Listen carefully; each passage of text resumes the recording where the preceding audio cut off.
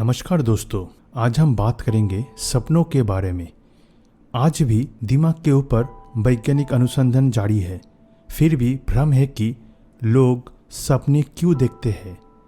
Charles Darwin के अनुसार जीवन में जैविक संतुलन को पूरा करने के लिए सपनों की आवश्यकता होती है। सपने कुछ और नहीं बल्कि संवेदनाओं और विचारों की सफलताएं हैं जो वास्तव में नींद के कुछ चरणों के दौरान प्रस्तुत की जाती है। सपनों के बारे में आज हम इस वीडियो में 10 रोचक तथ्यों के बारे में बताएंगे। तो शुरू करते हैं। सभी सपने रंगीन नहीं होता है। वैज्ञानिक ने दावा किया है कि 60 वर्ष से अधिक आयु के लोग युवाओं की तुलना में काले और सफ़ेद सपनों का अधिक अनुभव करते हैं। यह भी साबित किया है कि 20वीं शताब्दी की शुरुआत में लगभग सभी ने काले और सफ़ेद रंग का सपना देखा था। ये मोनोक्रॉम टीवी के कारण हो सकता है जो लोगों के जीवन के शुरुआती चरणों में उपयोग किया गया था। यह भी साबित होता है कि हम जो जानते हैं उसका सपना ही देखते हैं, क्योंकि बहुसंख्यक मोनोक्रॉम टेलीविज़न ने बेरंग सपनों का नेतृत्व किया। यह भी अनुमान है कि रंगीन दृष्टि वाले लगभग 15% लोग आज काले और सफ़ेद में सपने देखते हैं। मनुष्य अपने जीवन काल में 6 साल सपने देखता है। हम हर रात लगभग 4 से 6 बार सपने देखते हैं और प्रत्येक को लगभग 5 से 40 मिनट तक चलने का अनुमान है। हम अपने पूरे जीवन काल में 1 लाख सपने देखते हैं।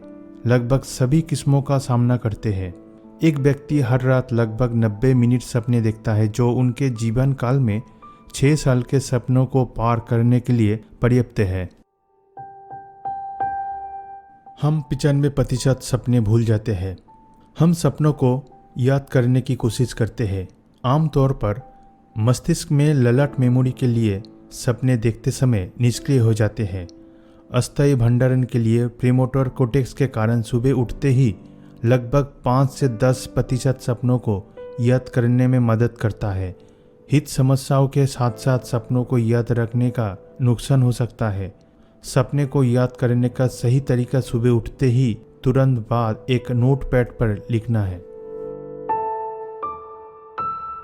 आप नींद के दौरान पैरालाइज्ड होते हैं। रैपिड आई मूवमेंट तब होता है जब आप अपनी गहरी नींद में होते हैं और आपका शरीर पूरी तरह से पैरालाइज्ड हो जाते हैं। इसके साइड इफ़ेक्ट काफ़ी डरावना है, जहां अगर नींद के इस चरण के दौरान किसी व्यक्ति को अचानक जगाया जाता है तो स्लीप पैरालाइज नामक स्थिति हो सकती है।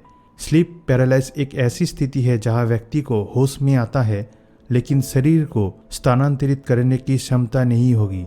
ये वो चरण है जिसमें से कई लोग अपने बुरे सपने का अनुभव करते हैं। डेजावू एक सनसनी या अंतर्ज्ञान होता है जो वर्तमान में अनुभव होने वाली क्रिया पिछले समान घटनाओं का वर्णन करता है। यह अतीत के सपनों की स्पष्ट स्मृति के बिना भविष्य में स्थितियों को पहचानने का कारण बनते हैं।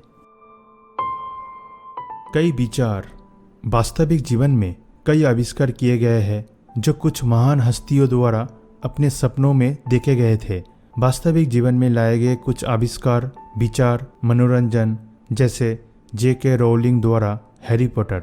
वैसे हम अपने सपनों के बहुमत को भूल जाते हैं। सभी जानवर सपने भी देखते हैं। अधिकांश भूमिस्थानधारी और पक्षी भी सपने देख सकते हैं। कई पालतू जानवर नींद के दौरान अजीब तरह की क्रियाओं का अनुभव करते हैं। ये कुछ और नहीं बल्कि सपने हैं। जैसे कि चूहे को भी जटिल सपने आते हैं।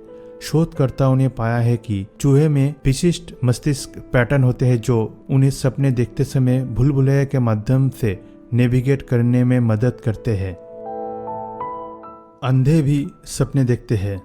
हमारे सपनों में से अधिकांश हमारी दृष्टि का उपयोग होते हैं, जबकि लोग जो अपने जन्म से अंधे हैं वास्तव में केवल अपनी अन्य इंद्रियों के साथ ही सपने देखते हैं।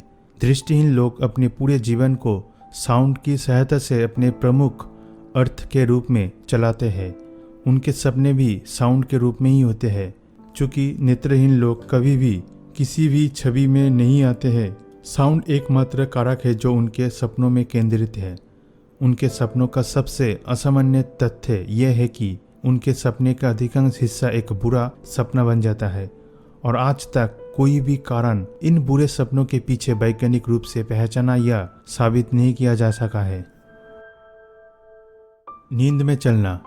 यदि रात में सपने देखने वाला व्यक्ति पैरालाइज्ड नहीं है तो संभावना है कि वो अपने आभासी सपनों को वास्तविक कार्य में उतारना शुरू कर सकता है, जैसे कि अज्ञात विषय पर बात करना और दीवारों पर पेंटिंग करना।